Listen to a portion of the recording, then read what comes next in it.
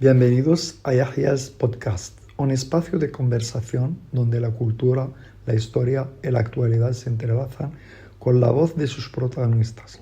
Aquí encontrarás entrevistas con pensadores, autores, analistas y creadores que reflexionan sobre los temas que marcan nuestro tiempo.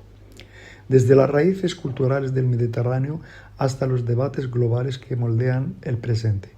Yahya's Podcast te invita a ver, escuchar, a cuestionar y a descubrir nuevas perspectivas. Soy Yahya y te acompaño en este viaje de ideas, conocimiento y diálogo. Bienvenidos, empieza ahora el podcast.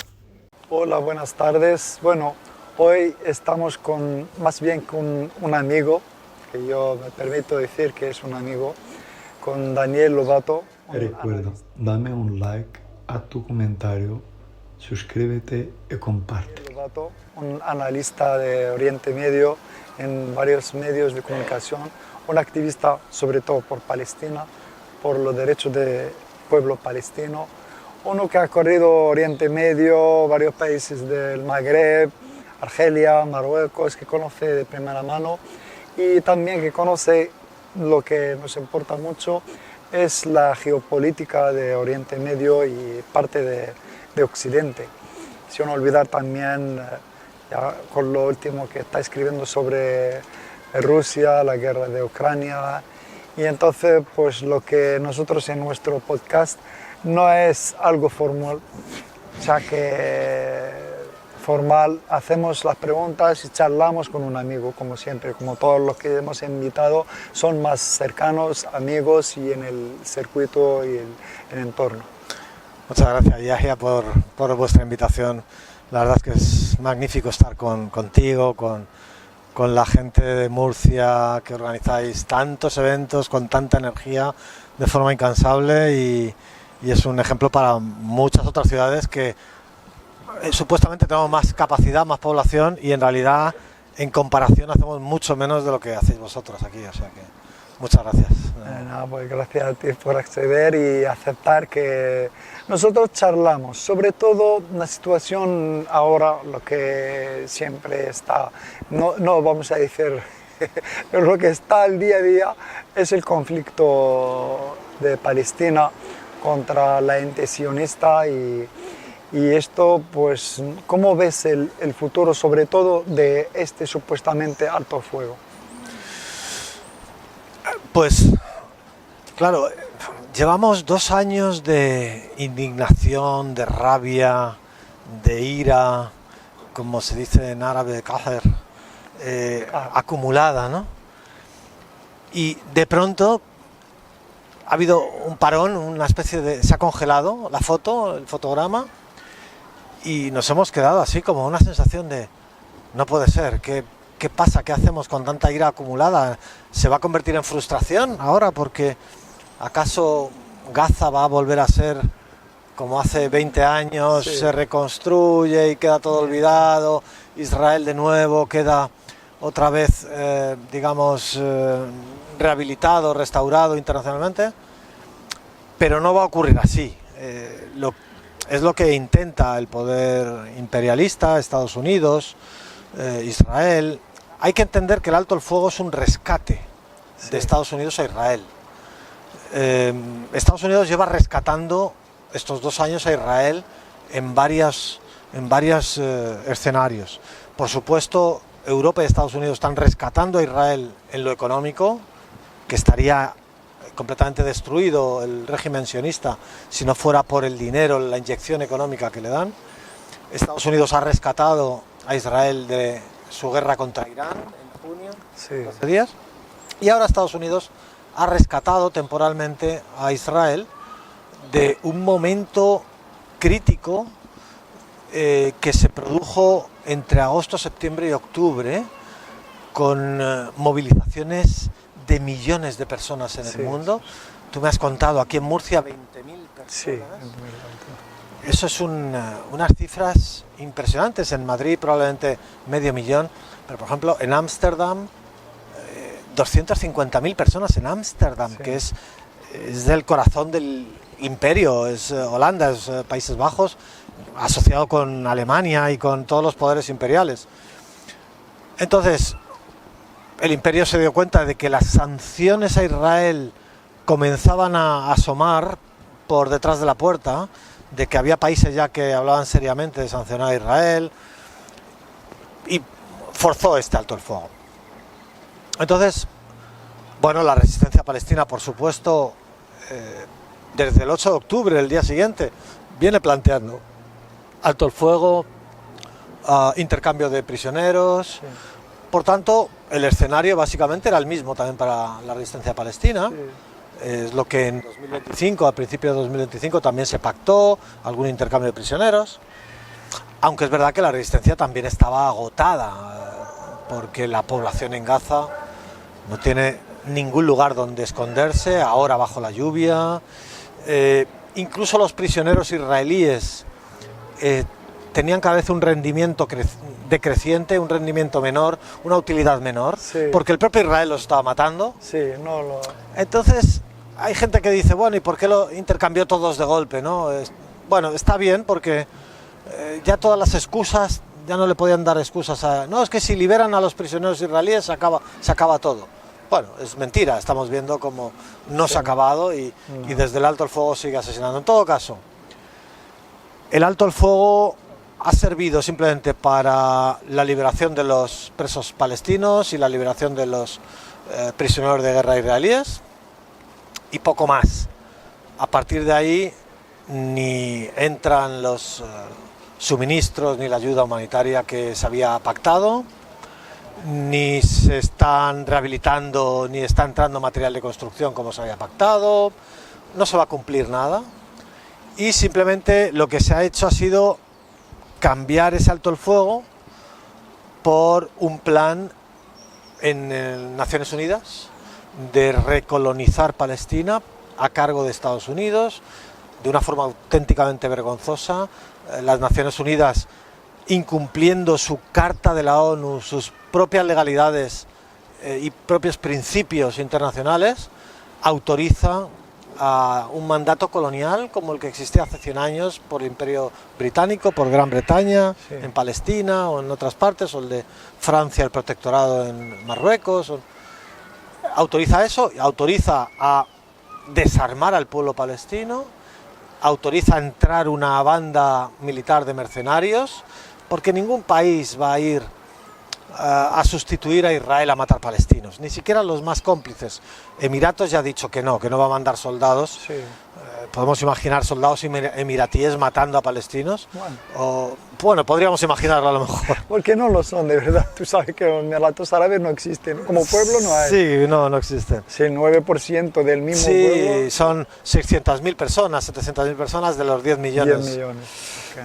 Entonces, muchas partes del plan no se van a poder realizar, tampoco se va a poder realizar esa reconstrucción prometida por Trump, que no se va a reconstruir, y lo que se busca es crear en la zona que tiene ocupado Israel, que es el 60% de Gaza, la zona más fértil, donde estaban los cultivos, sí, por tanto ahora los palestinos que están en el resto de Gaza, en el 40% de Gaza restante, básicamente están en las playas, no tienen dónde cultivar, no tienen nada. Bueno, en ese 60% de Israel que tiene de Gaza, construir aldeas prefabricadas, de viviendas prefabricadas, sí, para ofrecer a los palestinos que vayan allí a vivir, a esas aldeas, dándoles esas casas prefabricadas, algo de comida y algunos servicios, a cambio de estar sometidos a un espionaje, a interrogatorios, a reconocimiento facial, biométrico, y por eso han llevado a Tony Blair. Tony Blair está muy relacionado con las industrias tecnológicas, con Palantir, le han dado mucho dinero para intentar implantar en toda Europa y en todo el planeta ese tipo de reconocimiento facial, biométrico, sí, que estemos todos identificados, espiados, que sepan lo que pensamos en cada momento, ¿no? Bueno, eso es lo que quieren hacer, intentar traspasar a los palestinos de ese 40% de las playas de Gaza al otro 60%, poco a poco, con interrogatorios, para intentar desarmar a la resistencia, Hamas, a Yihad Islámica. Bueno, es un proceso muy lento y va a estar destinado al fracaso, porque los palestinos No, algunos seguramente accedan a ir a esas aldeas, pero la mayoría van a querer ser libres, aunque sea en ese pequeño trozo de las playas de Gaza. Entonces, va a ser un fracaso y antes o después, durante ese fracaso, Israel, por supuesto, va a tener permiso para seguir matando. Hoy 10 palestinos, hoy 15, mañana 20. Siempre un genocidio de bajo nivel que no llegue a las portadas de los medios de comunicación y todo eso, de bajo nivel. Pero en todo caso está destinado al fracaso y volveremos a ver cómo las contradicciones explotan, porque los palestinos no se van a desarmar, no van a dejar sus armas, la resistencia va a continuar, aunque esté debilitado el pueblo palestino por el hambre, la enfermedad, el frío, todo, la resistencia va a continuar y por tanto, dejando un tiempo, acabará explotando de nuevo no solo la guerra en Gaza, la masacre, el genocidio, sino también la guerra contra Líbano. Sí, estamos hablando de la resistencia en general. Eso es. Pues se puede ya relacionar la resistencia del norte, el Líbano. Y hablando de la guerra que has citado contra Irán, ¿cómo ves el futuro del conflicto entre Israel y Irán? Bueno, fíjate, ayer mismo aviones israelíes despegaron desde Qatar, un país cómplice con el genocidio, despegaron desde Qatar, sobrevolaron Irak sin permiso, llegaron a la frontera iraní y dispararon electrónicamente misiles. No de verdad, sino un disparo electrónico, sí, para ver cómo reaccionaba Irán. Por tanto, Israel está probando y chequeando las defensas iraníes.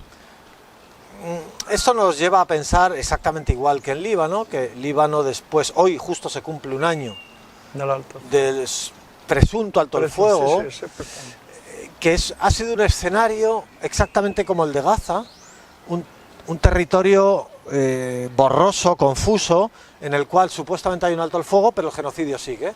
Y la destrucción sigue. Sabemos que Israel en este año ha destruido el sur del Líbano, lo que no consiguió durante la guerra. Es decir, Israel hace durante las treguas o durante los altos del fuego lo que no consigue hacer en la guerra. Entonces, por orden, Líbano es el frente más importante para Israel después de los palestinos, ¿no? El más importante, porque Líbano fue capaz en estos 2 años de vaciar colonias israelíes del norte, cientos de miles de israelíes viviendo en hoteles, en polideportivos, con la familia en Tel Aviv, la economía, la actividad económica del régimen israelí paralizada, y porque la capacidad de Hezbollah es el actor militar más importante del planeta, no siendo un Estado, sin ser un Estado, el actor más importante, ¿no? Entonces, y por supuesto su alineación, su alianza con el pueblo palestino es inamovible, está fuera de duda. ¿Qué ocurre aquí? Bueno, Israel todavía tiene unas capacidades gigantescas de cometer atentados terroristas, de matar a una persona en Beirut, Hassan Nasrallah, tirando 80 toneladas de bomba para matarle.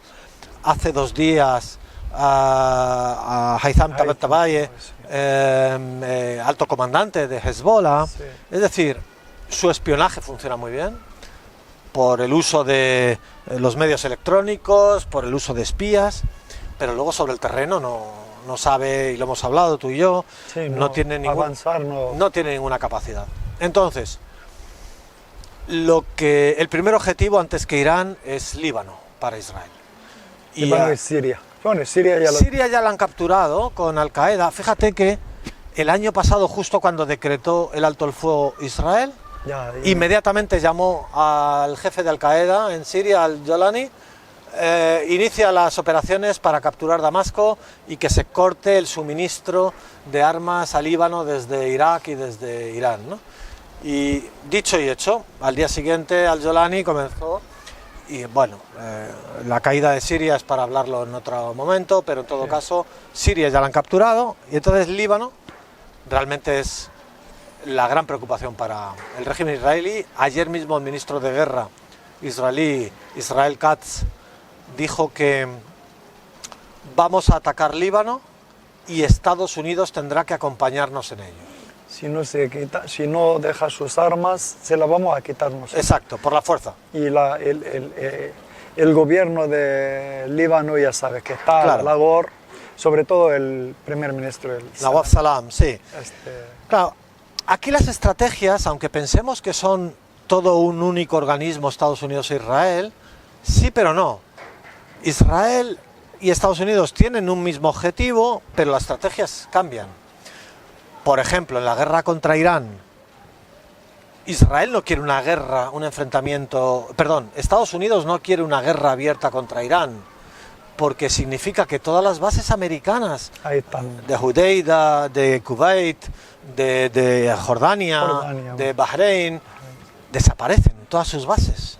Bueno, si hay una guerra... Estarán, digamos, en peligro, pero vamos, sí. Si es una guerra de verdad abierta al 100%... Sí. Irán dice que va a atacarlo. Si es 100%, las bases americanas desaparecen de la región. Ojalá. Inshallah. El petróleo, en lugar de a $80, se pone a $300 en el planeta, el barril de petróleo. Eso es una catástrofe.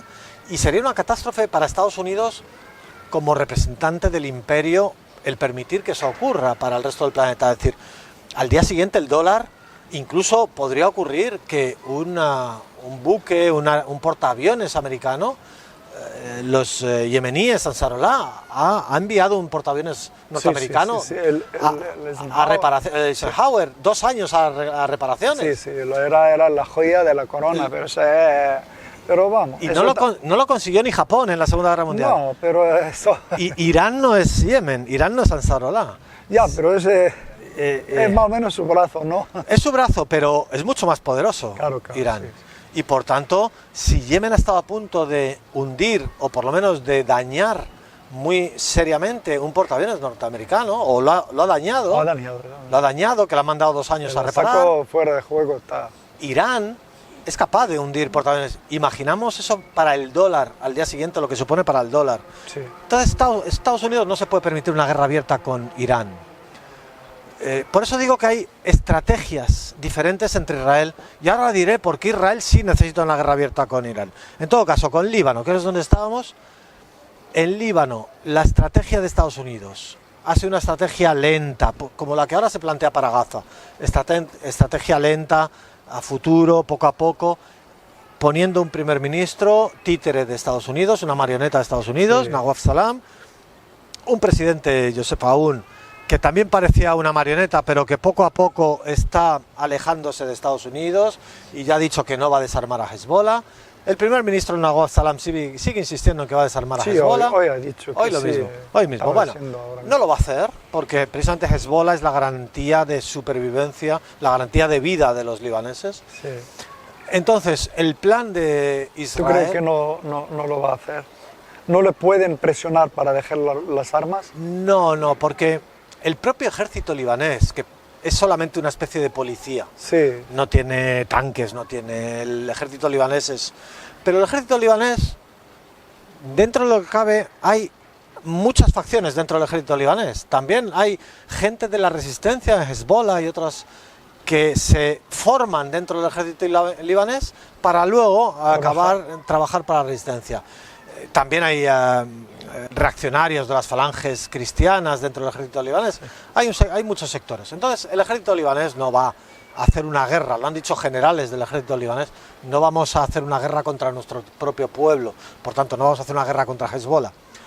Pero eso es lo que busca Israel. De alguna forma lo que busca Israel es provocar el Líbano, conseguir la respuesta de Hezbollah, por ejemplo ante la muerte de este comandante de Hezbollah el otro día, que responda a Hezbollah, y de esa forma que el Estado libanés o que otras facciones libanesas reaccionarias con Emiratos o Arabia Saudí ataquen a Hezbollah de alguna forma y se arme una guerra civil. Esa es la esperanza que tiene, porque Israel no va a entrar dentro del territorio libanés, no puede, pero por lo menos que se maten entre ellos. Eso es lo que busca Israel en Líbano. Aún así, Hezbollah y el resto de la resistencia es muy consciente de esto y no van a permitir que eso ocurra. Y con Irán, bien, ya he dicho esa diferente estrategia, porque Israel sí quiere una guerra abierta con Irán. Voy a ser más breve. Solamente decir que Israel ha perdido dos cosas muy importantes en estos 2 años. El mito de ser invencible, que era un ejército invencible, eso lo ha perdido, y por tanto los colonos tienen miedo, y por tanto los colonos se marchan de Palestina a otros países, y eso tiene que cambiarlo Israel rápidamente como sea. Por eso necesita guerras en las que sus enemigos sean destruidos. Y 2, otra cosa que ha perdido Israel es su mito de ser una víctima, siempre era la víctima. Ahora es un genocida en todo el planeta. Israel quiere cambiar eso, Estados Unidos también quiere cambiarlo, pero Israel quiere cambiarlo y de forma rápida. ¿Cómo es la forma rápida que busca Israel? Poniendo muchos muertos israelíes encima de la mesa. Autoagresión o algo poniendo muchos muertos israelíes, eso lo logra en una guerra abierta contra Irán, si Irán lanza una respuesta muy dura. Claro. Y si entonces hay muchos muertos israelíes, Israel puede decir que hay un nuevo holocausto judío y que se nos defienda, nos tienen que defender de todos estos enemigos. Israel necesita eso y por eso Israel va a ir a una guerra suicida en la que no hay que descartar incluso, yo no conozco si lo tiene el Pentágono o lo tiene Tel Aviv, quién tiene el botón nuclear de Israel. ¿Quién tiene el dedo que aprieta el botón nuclear de... ¿Lo tiene el Pentágono o lo tiene Tel Aviv? Si lo tiene Tel Aviv, entonces tenemos que estar muy preocupados porque los colonos pueden llegar a cualquier cosa. Claro, nada que ver Ben-Gvir o Smotrich o cualquiera, o Israel Katz también, ¿no? Sí, son capaces de mucho. Entonces, esa es la gran duda, que yo no conozco quién tiene la última decisión sobre las bombas atómicas israelíes. Bueno, no vamos muy lejos de ahí, pero hablando de, no sé, alguna conexión se habrá seguro con las últimas acciones, creo, con la guerra de Rusia y Ucrania, no sobre Ucrania. ¿Tú qué crees? ¿Que habrá alguna relación, alguna así? Ha habido relaciones porque, o sea, ha habido, claro, han sido vasos comunicantes. En el momento que estalla el diluvio del Al-Aqsa el 7 de octubre, de pronto Estados Unidos tiene que enviar a Israel todas las bombas a su disposición, incluso comprándolas a India, comprándolas a Vietnam. Se han quedado sin TNT. O sea, tiene una grave crisis en estos momentos de explosivos Estados Unidos. Y eso lo ha pagado Ucrania. Ucrania se ha quedado sin armas contra Rusia, aparte que Rusia tiene unas capacidades incomparables con Ucrania. Era obvio que Rusia iba a ganar antes o después la guerra a Ucrania. Entonces, bueno, Trump está intentando pacificar la cuestión de Ucrania para que la derrota de Ucrania sea lo menos dolorosa posible, pero las condiciones que le quiere poner a Rusia no las va a aceptar. Yo creo que Rusia va a seguir avanzando probablemente hasta Odessa, va a dejar a Ucrania en un país seguramente sin litoral, un país cerrado, sin mar, y el resto de lo que queda de Ucrania será vendido a las multinacionales. Y el ejército ucraniano probablemente sea utilizado, hoy lo ha dicho una senadora norteamericana, el ejército ucraniano es posible que sea utilizado como un ejército mercenario de la OTAN. Sí, es lo que son. Podríamos ver a los ucranianos en Palestina, a lo mejor. Sí, están ya algunos, van algunos, también van algunos colombianos, van algunos, pero podríamos ver a miles de ucranianos. Desde la guerra del Golfo, la primera, había ucranianos en Irak. Ya. Eran siempre mercenarios. Sí. No voy a decir el pueblo, claro, pero el gobierno de Ucrania, que se ha vendido pronto, hace ya mucho. Sí, han hecho una acción suicida, han destruido su propio país, los líderes ucranianos, Zelensky y toda la camarilla corrupta la mafia que dirige Ucrania. Y claro, están conectados, porque son guerras del imperio. El imperio tiene una guerra contra los palestinos y contra los nativos de la región, el imperio tiene una guerra en Ucrania contra Rusia, el imperio tiene una guerra intenta tener una guerra en Taiwán o contra China. Sí, son guerras en Sudán, el imperio tiene una guerra en Sudán a través de Emiratos. De Sudán, Entonces van a utilizarlos, yo creo que son vasos comunicantes y a los ucranianos los van a utilizar en distintos escenarios del planeta, seguro.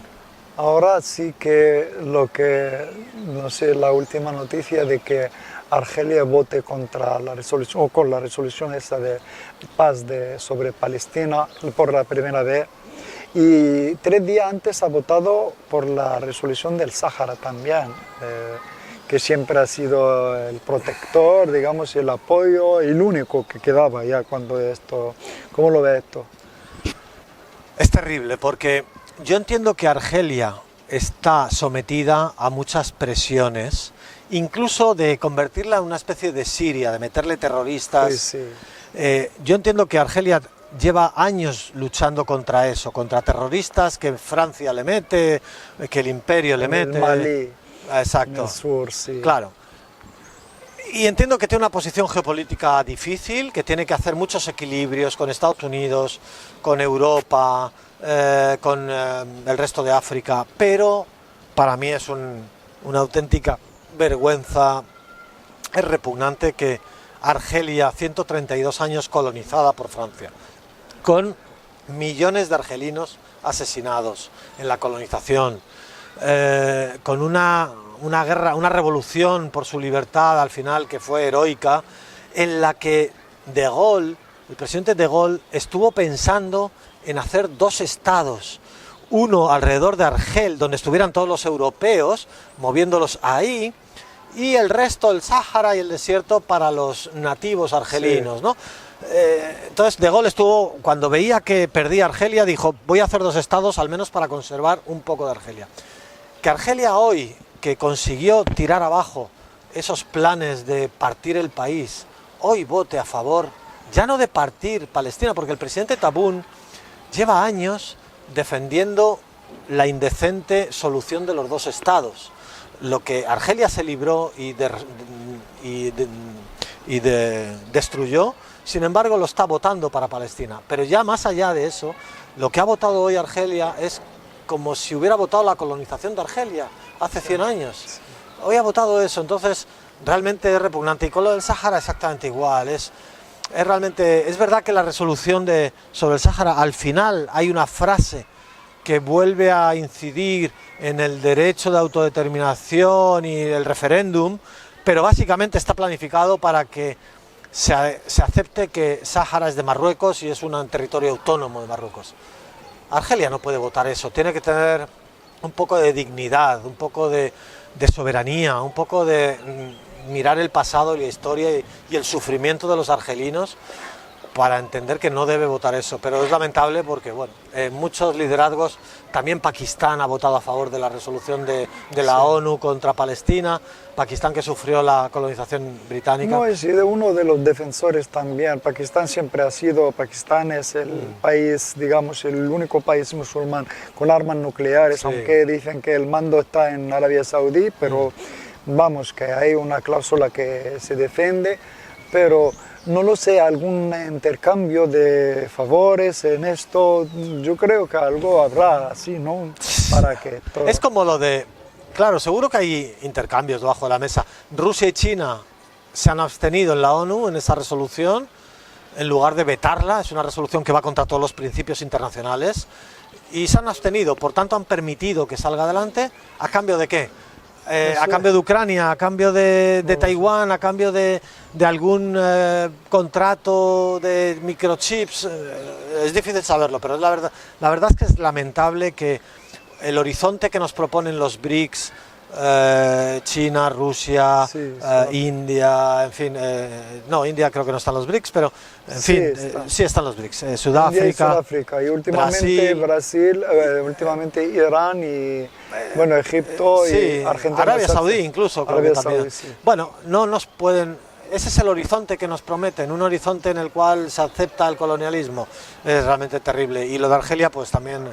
terrible, hace 40 años no hubiera sido posible ese voto. Claro, pero ahora las relaciones entre Marruecos y Israel, ¿crees que algo tiene que ver con esto? La presión, la fábrica que últimamente, bueno, hace unas semanas se abrió una instalación de drones, lo que puede, claro, creo, asustar. Sí, ya he dicho que Argelia tiene miedo de ser un país más ¿te acuerdas de aquella lista de los 7 países que la OTAN iba a destruir? Sí. En la lista que el responsable de la OTAN dijo, Wesley Clark, creo que era, decía Libia, Siria, Irán, Y Argelia era un...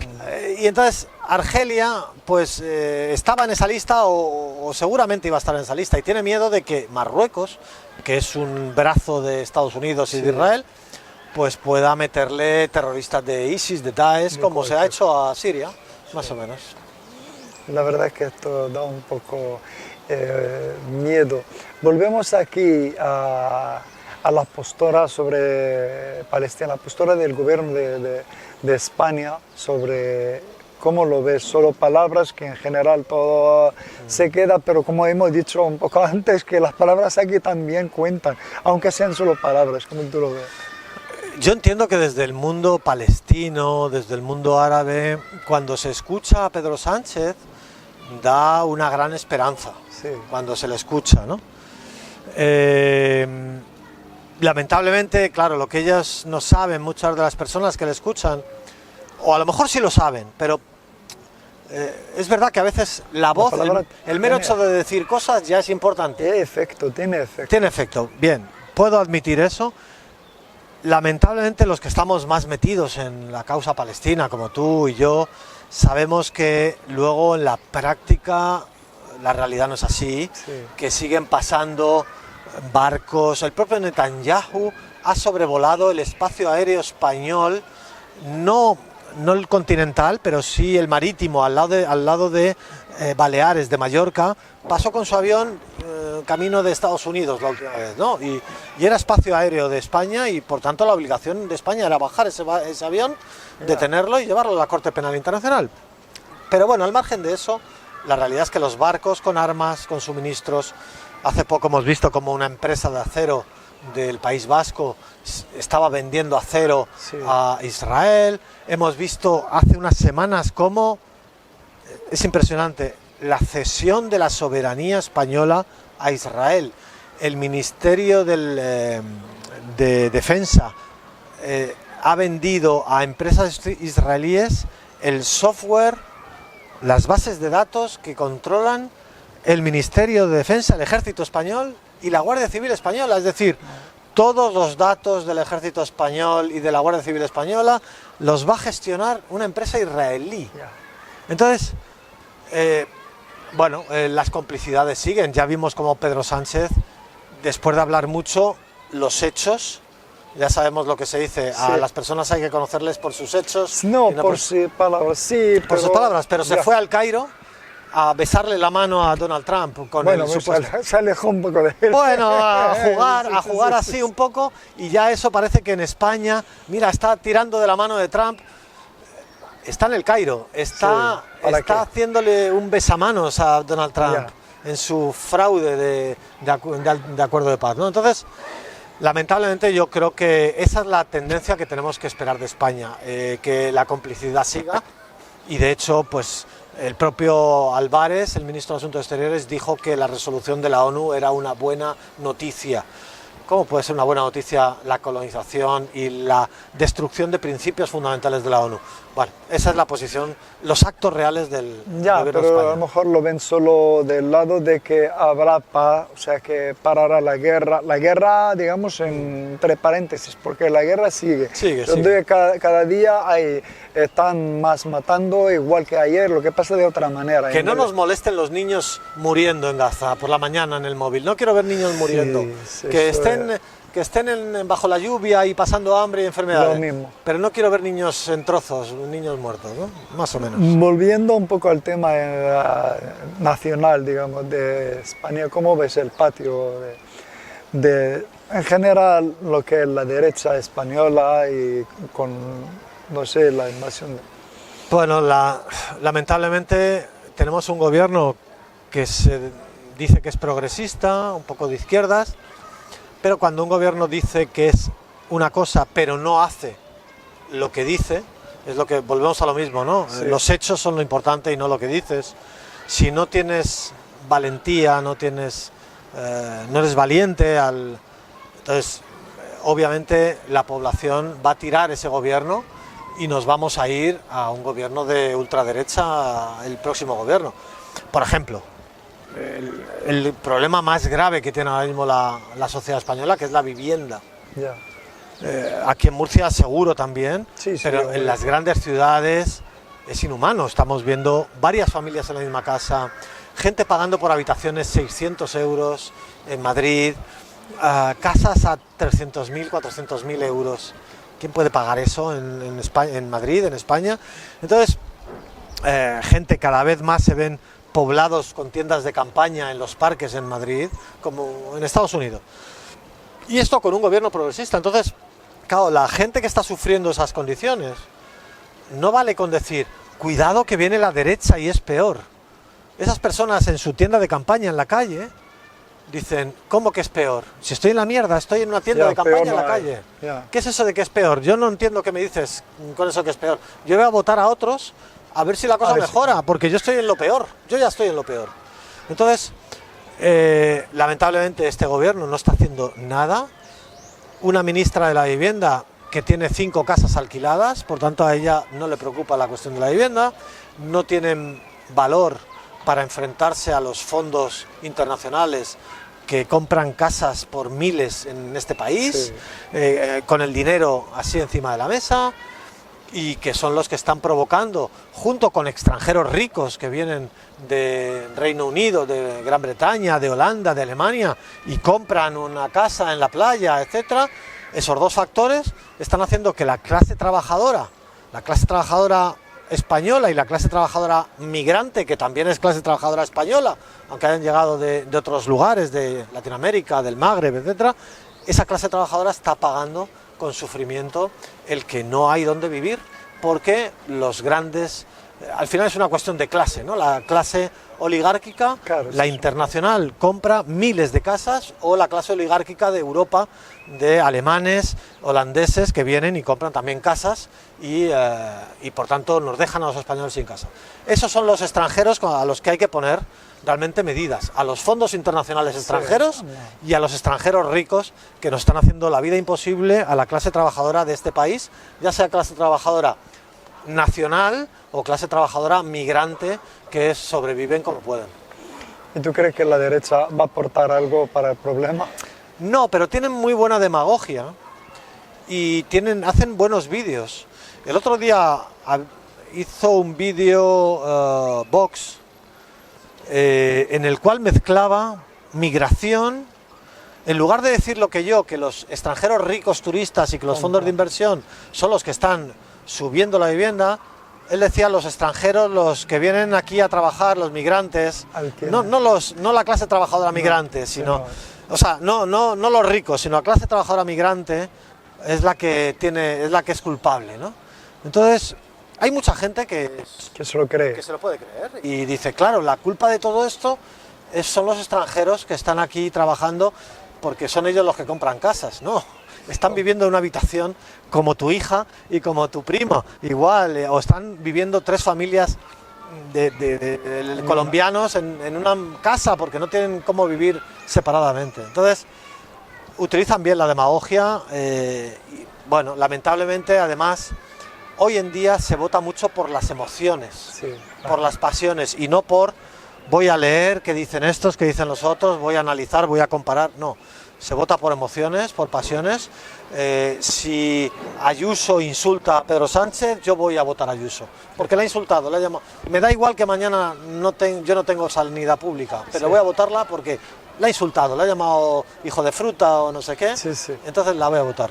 Lamentablemente estamos en una etapa así, se vota por emociones y no por la razón.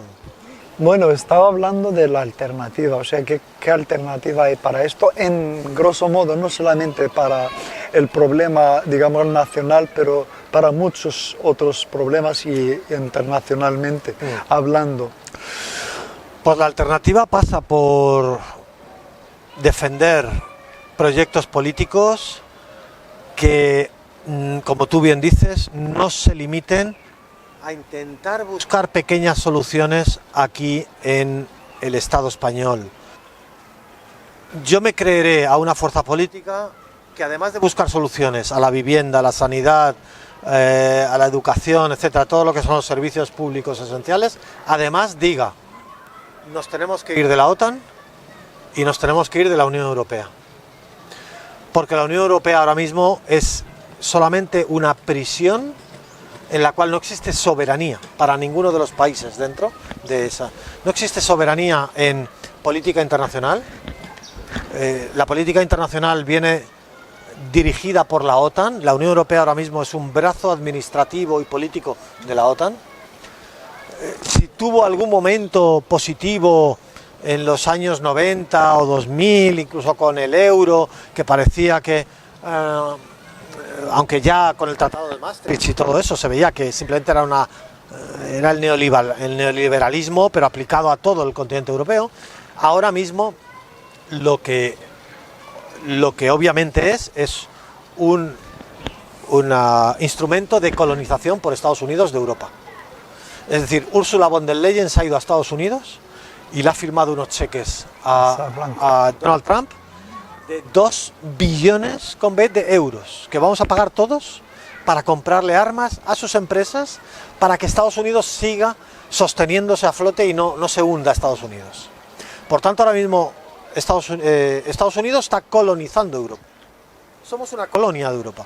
Y eso, para salir de ser una colonia, tiene que ser un proyecto integral de un partido político que diga, nos vamos de la OTAN, nos vamos de la Unión Europea, y entonces tendremos una capacidad de ejercer la soberanía como país, con nuestros recursos limitados, con nuestra moneda, la que se llame peseta o la que se llame en el futuro como sea, devaluando la peseta o devaluando nuestra propia moneda, como han hecho otros países, en lugar de devaluar la mano de obra, que es lo que se ha hecho, la mano de obra trabajadora de este país, o especular con los bienes y con la riqueza de este país, vendiendo el suelo, vendiendo las viviendas por miles y miles a fondos de inversión extranjera, es decir, con soberanía.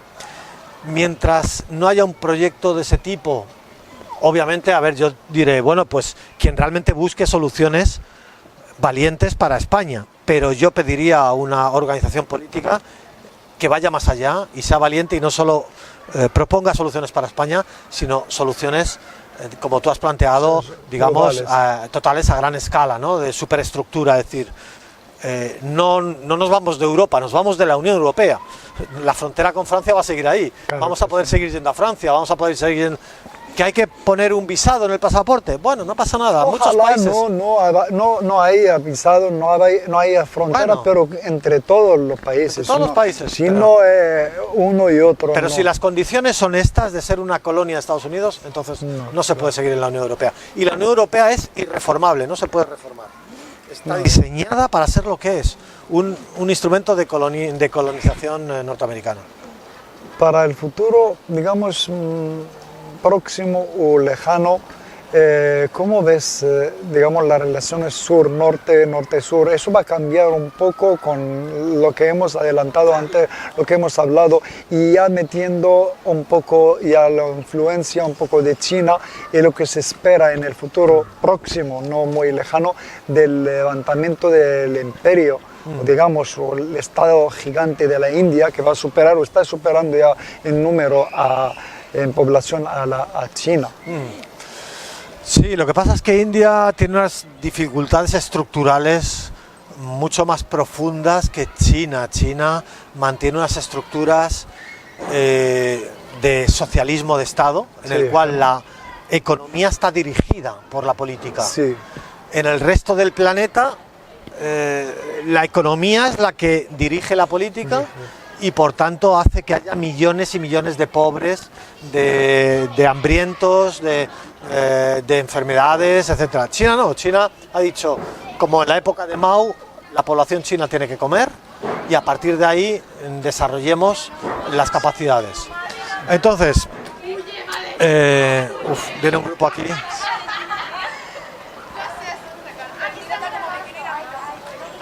Bueno. Entonces, inevitablemente, y creo que es una buena noticia para el planeta, el imperio occidental se está hundiendo. Después de 500 años en el cual Europa, de una forma extraña, consiguió ser el centro del mundo gracias al colonialismo, a la explotación de millones de seres humanos, porque si no Europa, bueno, era... Se piensa que el Imperio Romano era lo más potente, ¿no? Cuando el Imperio Romano, China ya era la más potente, ¿no? Sí. Pero en todo caso, estos 500 años han dado a Europa un protagonismo que no se merecía gracias a la sangre y al oro robado a tantos y tantos pueblos, ¿no? Entonces, eso está ya desapareciendo, está llevándose al suicidio a la propia Europa y Estados Unidos. No obstante, un imperio, cuando más cerca está su final, más peligroso es. Claro, eso, la serpiente, eso. Eso es. Entonces, habrá que tener cuidado. Eso yo entiendo que Rusia, que China y otras potencias están teniendo mucho cuidado. Hemos hablado antes de Irán y cómo no se va a desarmar, por supuesto, su soberanía lo primero. Entonces, el conflicto actual en el mundo, en primer lugar, está entre soberanía y colonialismo. Me da igual los países, qué tipo de régimen, democrático, no democrático, islámico, bolivariano, me da igual. Si un país está decidiendo tirar por una soberanía, me parece que hay que apoyarle y defenderle, siempre que no sea agresiva hacia sus vecinos o hacia otros países. Hay que defenderle porque es la soberanía de ese país. Mientras que otros estamos eligiendo por ser colonizados, como España y como Europa. Sí. Aceptamos ser una colonia. Ese es el gran conflicto. Y en este conflicto, al final, cada vez más y más países van a ir eligiendo la opción de la soberanía, de relacionarse con los BRICS de tú a tú, sin que me venga la sexta flota norteamericana y me tire misiles con sus aviones. Cada vez más y más. El dólar, ya hemos dicho antes, que corre riesgo de hundirse catastróficamente o poco a poco, porque cada vez más países hacen sus intercambios en otras monedas. Entonces, ese es el nuevo mundo que nos viene. Lamentablemente no es un mundo probablemente socialista, eso no es el esquema que está en juego, es un mundo de soberanía frente a colonialismo, pero eso ya es mucho. El que los pueblos puedan decidir con soberanía ya es mucho. A partir de ahí, seguramente lo que tú has dicho, entrará la percepción en muchos pueblos, en muchos países, de que toda la humanidad tiene derecho a vivir en este planeta con unos mínimos de seguridad, de comida, de agua, de servicios básicos. Creo que fuera del colonialismo de Occidente y de ese imperialismo y de ese sadismo, creo que llegará a más cada vez esa percepción. Por tanto, yo soy optimista. Creo que llegará a sentarse eso en toda la humanidad. Hay que ser optimista. Hemos olvidado hablar un poco de Venezuela, pero a lo mejor lo dejamos para otro momento. Muchas gracias, Daniel. Y la verdad que con el poco tiempo que teníamos, hemos aprovechado, como te dije, charlar entre amigos. Lo que pretendemos es charlar y tener un punto de vista de amistad y ver así el panorama. Muchas gracias y a ver si nos vemos de un día ahí en Madrid, que tú has venido ya varias veces a Murcia y nosotros todavía no. Bueno, más bonito Murcia si quieres. Madrid es en estos momentos la capital del horror en algunas cosas, pero bueno, ahlan wa sahlan cuando quieras. Barakallahu fik. Venga, muchas gracias.